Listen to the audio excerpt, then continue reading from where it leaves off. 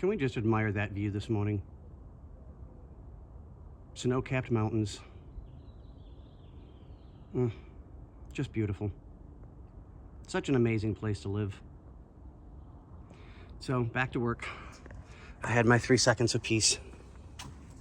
So, here we go. So, everything's in, wired up, plugged, screwed into place, taken care of. We've got our foam insulation to make sure nothing causes any issues, nothing gets in. So we're getting ready to start on the wiper motor. And I don't know how familiar a lot of you guys are with disassembling these out of some of the older cars. Some of them are really easy, some of them are not. This just happens to be one of those that's not. So if you guys can see in there, there we go. Maybe? Yes, no? Okay, well, the wiper motor goes in this way, and it's got linkage, or transmission is what it's called.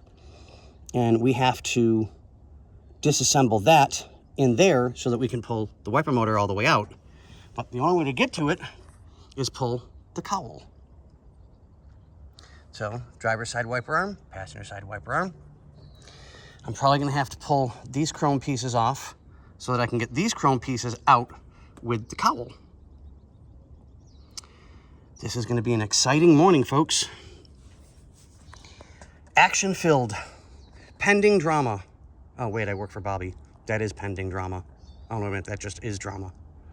So here we go. We'll get ready to pull that out, make sure everything's good.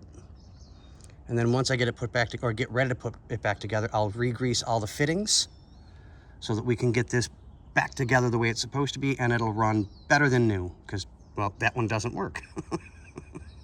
Not that we use our wipers here that often in the valley. But, okay, I will let you guys go, and we will catch you on the flip side.